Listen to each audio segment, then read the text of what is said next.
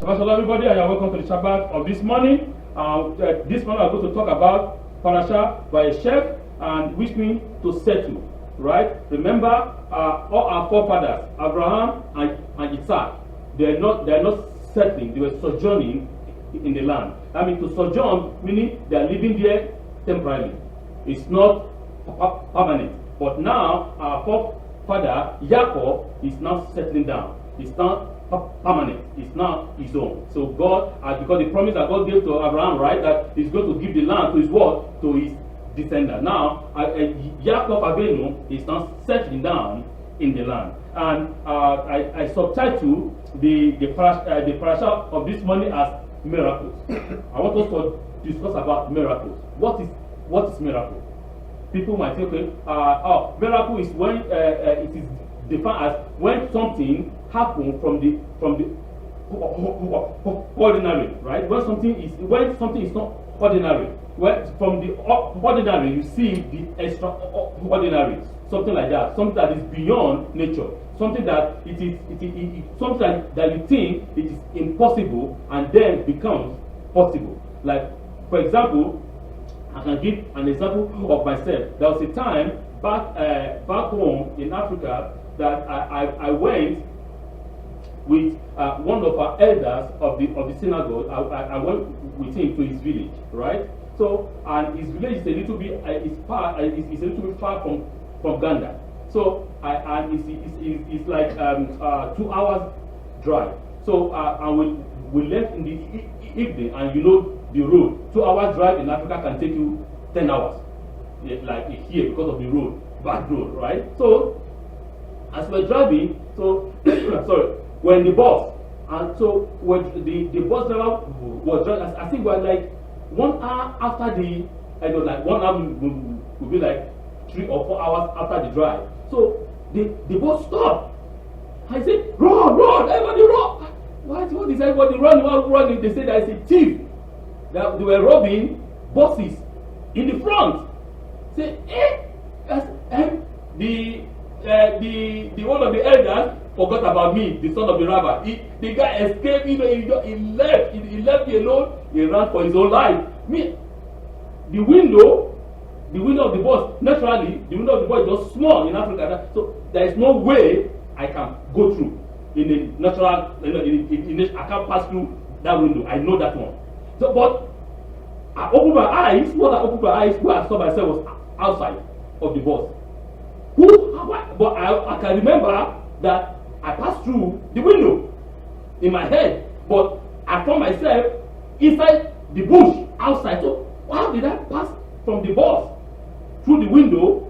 And I didn't injure because the bus is that total buses. I was like, at that time I was like 16, 17. And I passed through the window and I found myself in the bush. So I can't even believe my eyes. I was keep on thinking. So the most miracle why I find it as a miracle was as I was hiding in the bush from the robbers, one of the elders that I was going together with him, because my grandfather told me to go together with him. So the guy, I found the guy by my side. Because I saw him running first. I didn't even know how he left, but I found myself by his side. He said, "He's that." I said, "Oh, elder, you there?" He said, "Yeah. Come down, stop." So we stayed inside the bush for like 3-4 hours. The thief, they ransacked the old bus. They left. We came out.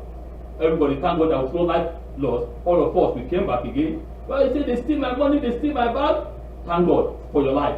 Your bag, you can get it back. Your bag, your load, your clothes, you can buy them back. No, but your life, you cannot buy. Right? So we all came back inside the bus and we continued. So that is something that is beyond, for me, that is beyond extraordinary. I always tell everybody this miracle that happens to me, because it happens to me in my life. The window, there is no way I can pass through the window personally, but I remember that I passed through the window and I found how did I even jump from the bus? I don't know, but I found myself in the bush. So this is what we're going to talk about this morning. We're going to talk about miracles. Miracles do happen. all of us might have experiences of miracles that happen in our life in one way or the other. In one areas of our life or the other. So you don't overestimate or don't underestimate them. They happen. And when you realize that they happen, you give glory and thanks to the Holy One, blessed be He, that makes it happen for you in your life. So that is what I'm going to talk about this morning, about what, and I wanted to connect it with the miracles that happen in Hannukah. Remember, Hannukah, this is the week of Hannukah. Next week I go to celebrate Hannukah. What is the correlation, or what is the relationship between Parashas, Va-Yeshev and Hannukah? I want us to understand that as we anticipate the festival that is coming very soon. In Gemara Shabbos 22a, that is in the Talmud, it states this. Rabbi Kahana was discussing about the law, the height of the Hanukiyah. He said that it is followed by another statement about the pit into which Yosef was thrown. He said, Rabbi Kahana is saying, what is the relationship between the Hanukiyah, the height of the Hanukiyah, the candlestick, right, and the pit in which Yosef, the righteous, was thrown? Let's see what he said in Bereshit chapter 37, verse 24. Bereshit, Genesis chapter 37, verse 24 states, and the pit was empty. He said, and the pit was empty. Let's read it. 37, verse, verse 24. This is it. He said, then they took him and cast him into the pit. The pit was empty, no water was in it. But if the pit was empty and no water in it, does that mean that the pit is empty or something else? If the pit is empty and there was no water in it, does that mean that there is no danger in the pit? If the pit is empty and we think that, okay, there is no water in it, does that mean that there is no anything or other thing that can kill somebody in the pit? There is. Because, in the desert, when a pit is empty, there is all kinds of animals that can come inside the pit and do what? And make the pit their shelter. For example, snakes, scorpions. They can even see a bear that hide there inside the pit because it's a big well. And they can hide and protect themselves from what? From the sun. So, by throwing Yosef inside the pit, and say, oh, there is no water there, oh, that was why he was alive. No, there might be other danger in the pit that the Torah does not tell us about. But I want to see what the Talmud is saying. I want to correlate this perfectly well. He said, it had no water. But what did Rashi say? Rashi comments that the pit was empty of water, but was full of snakes and scorpions, from which Yosef was saved by miracle. Remember the text of Abraham. Abraham again was thrown into the fire by who? By King Nimrod, right? And God saved him on the fire. Remember another miracle, Meshach and Abednego, right? They were thrown into the fire too, right? And they say there were three. The king said, Nebuchadnezzar said, I threw three in the fire, but I saw what? I saw four. There were three people that I threw into the fire. How come there is another four? Where come the fourth one? And they were not born and they were not killed, right? And he threw again into the lion was just playing with them like a cat. You see? So there is miracles. Miracles do happen. But the Holy One, blessed be He, is telling us, if I perform miracles for you, no matter how small it is, you must recognize it. Because if you don't recognize the small thing that the Holy One, blessed be He, is doing for you or has done for you, how can you recognize the big giant one that is waiting ahead of you, or that He is going to do for you, or that He has done for you? So now he's saying, to bring it more further, Rabbi Meir Simcha, in his commentary on Kukumash, is saying this. He's explaining, trying to connect the connection between Yosef and Hannukah. In Gemara Braha 54a in the Mishnah, it states, whoever see the place where a miracle happened for the Hebrew people is required to recite the blessing. Blessed is the one who performed miracles for our forefathers in this place. He has to recite it. It's very, very important. And the Gemara's question whether this is only meant for the miracles that happen for the group of the Israelites or also for an individual.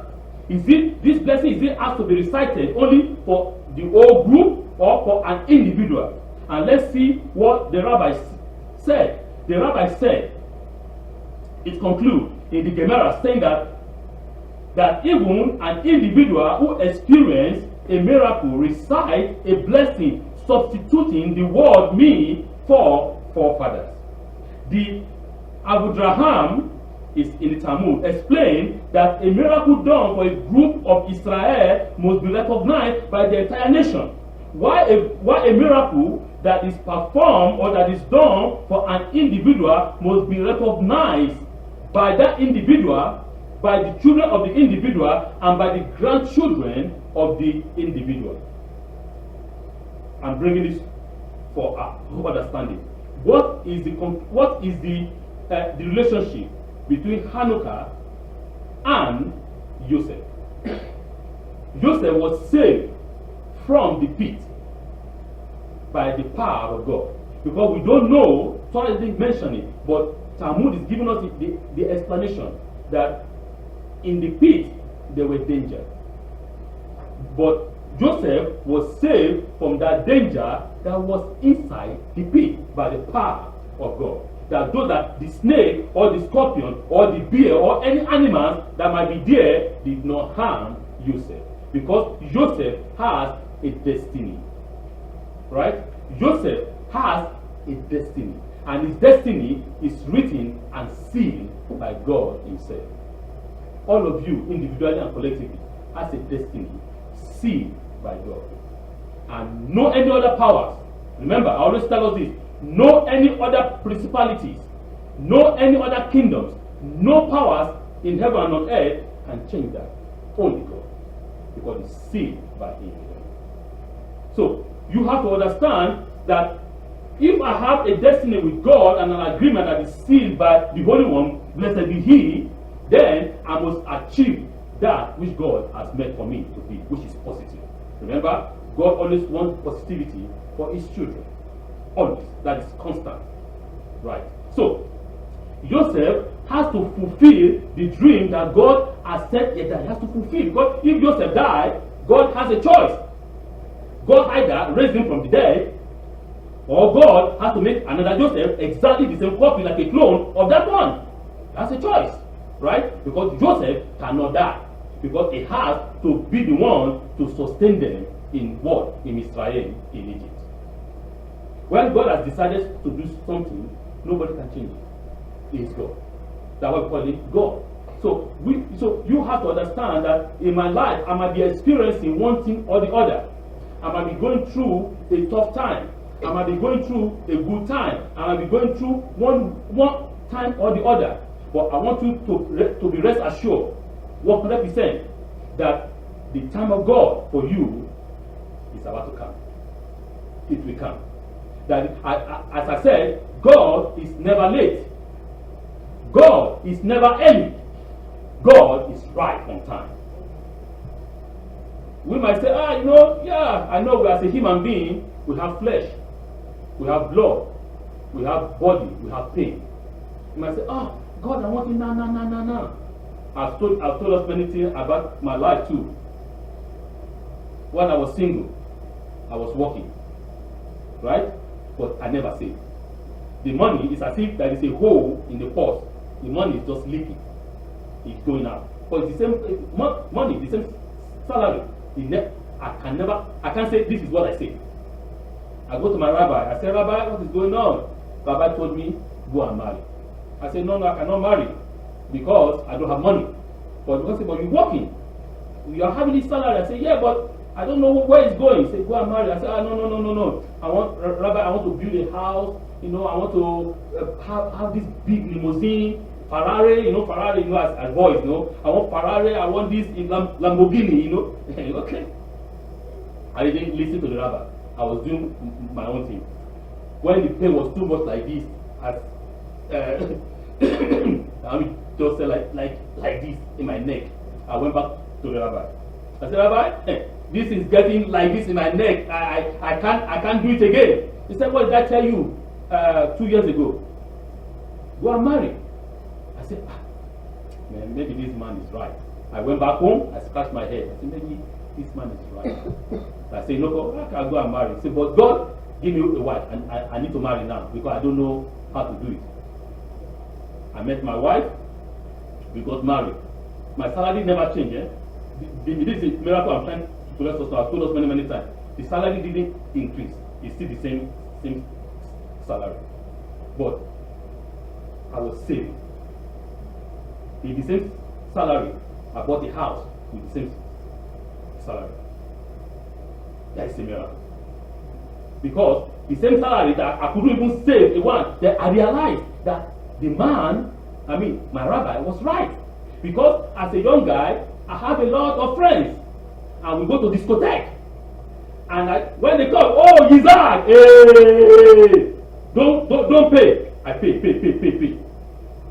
I blow my money. When the salary does come, blow them on friends, on discotheque, on stupid things that doesn't make sense. But when you have responsibility, you begin to think. Your mindset is different. And now I realize that, this man was right. Go and marry. Marry is responsibility. I don't stay outside.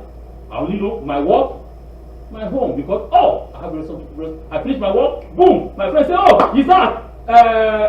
It's Friday. Oh yeah, it's Friday. Shabbat. I see you on Monday.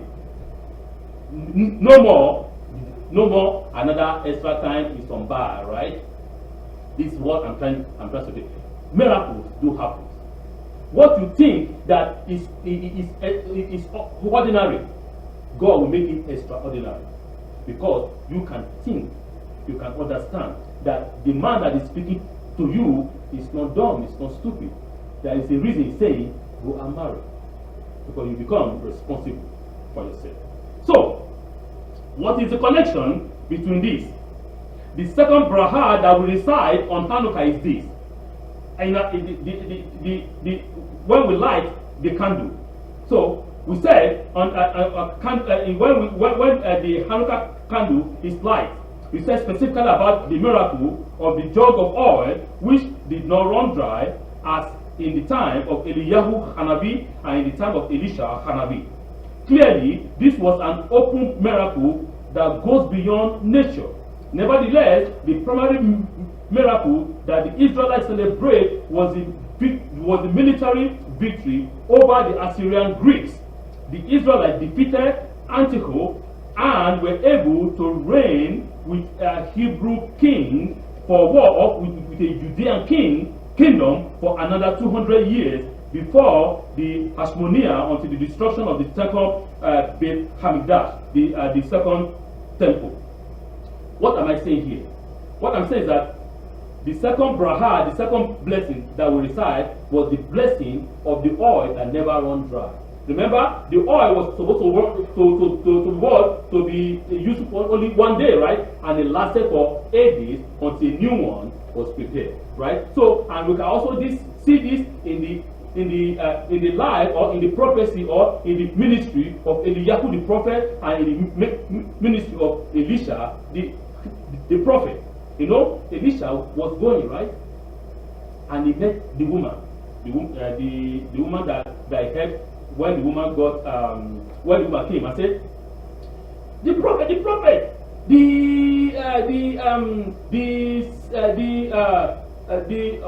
the creditor has come to take my son. And you know that my husband was dead, died, and my husband is a man of God, he's a prophet. And now they're about to take my son as a what? To pay the credit or to pay the money that my husband owns. Elisha said, okay, what do you want me to do for you? So I don't know, but you have to do something, right? You have to do something because my husband was a prophet. Okay. Yeah, that was true. That's fine. The husband was a prophet, right? So Elisha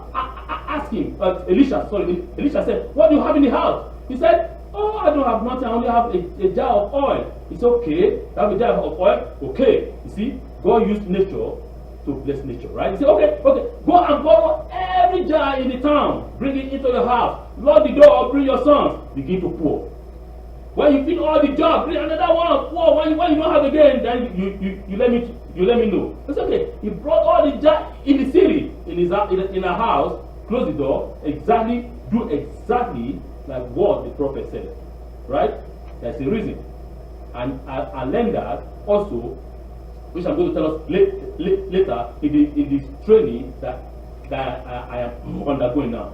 You have to do exactly what you are told, not less, not more, exactly as you are told. You do exactly. That's the reason.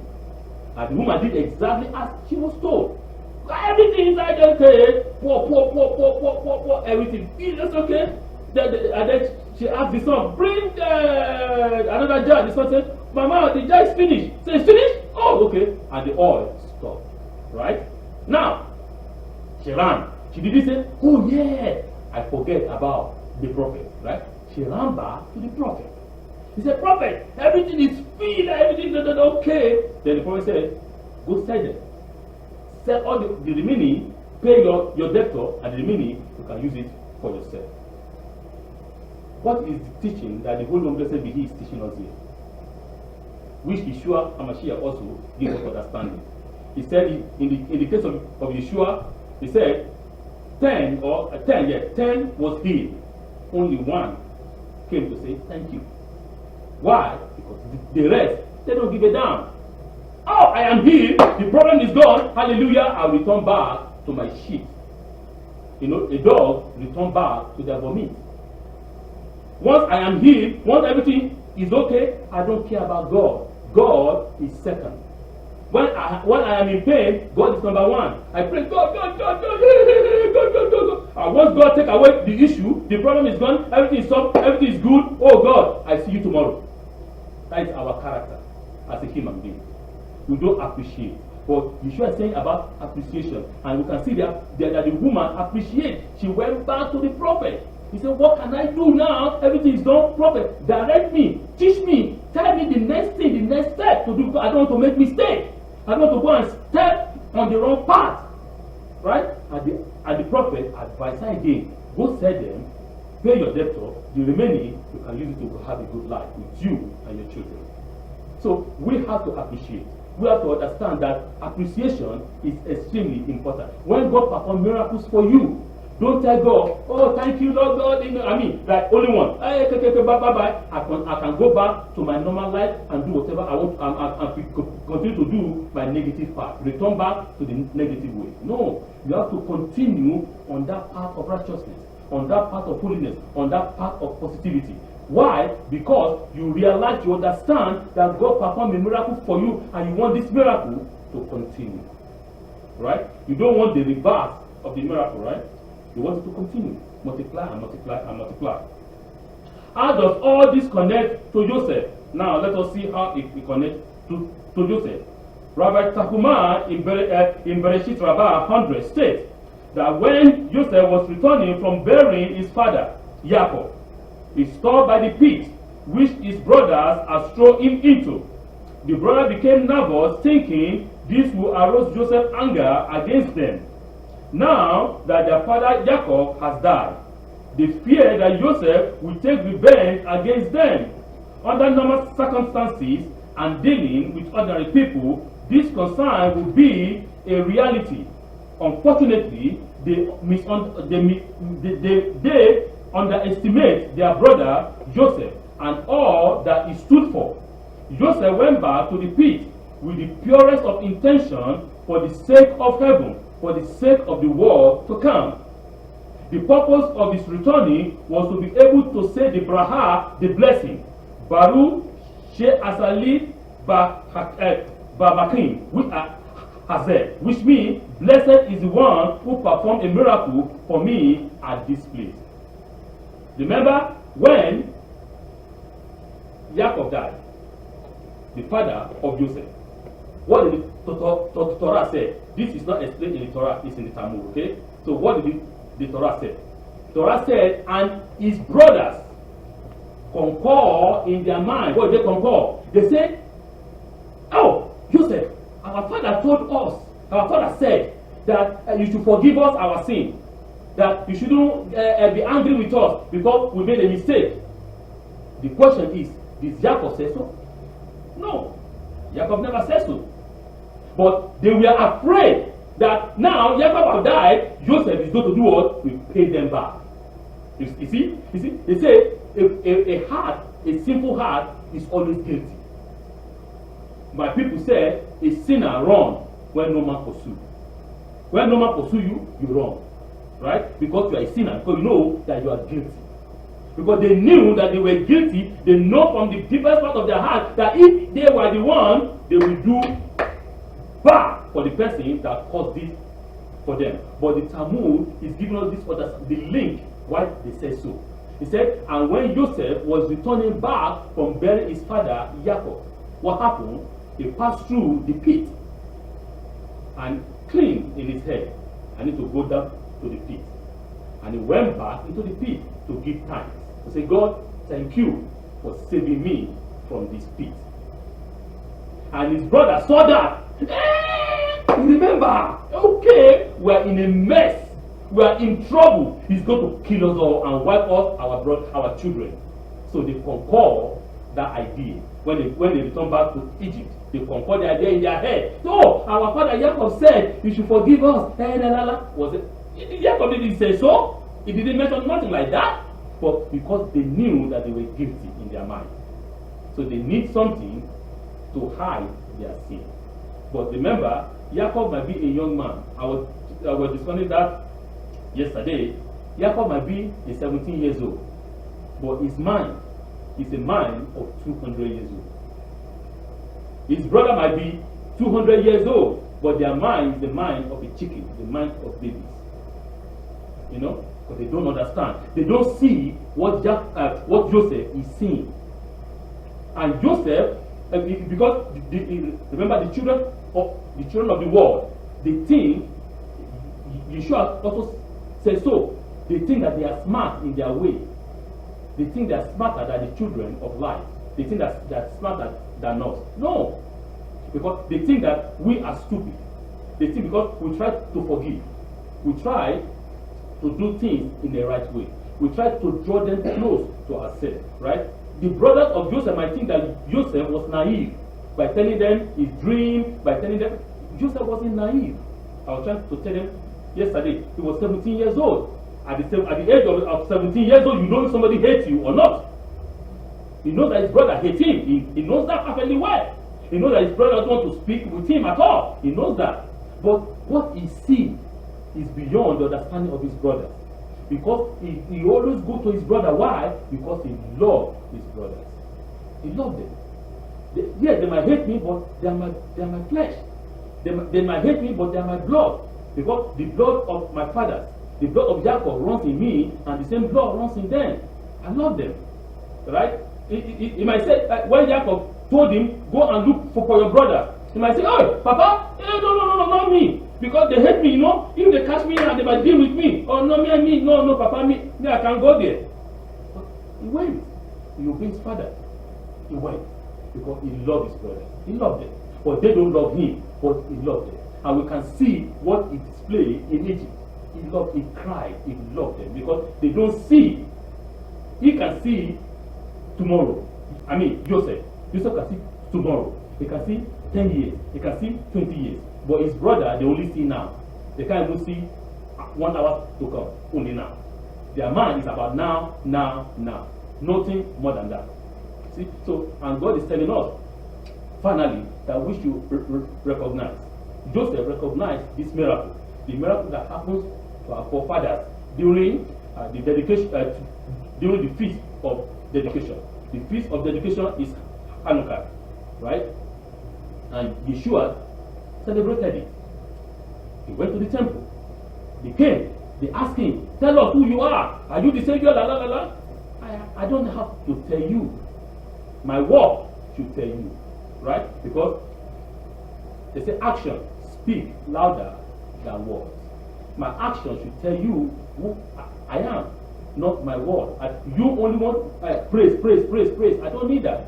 My Father will praise me. If you doesn't praise me, my Father will praise me. My Father is even capable to allow the stone, raise up the stone to praise me. If you don't want. So we should recognize this. We should understand this.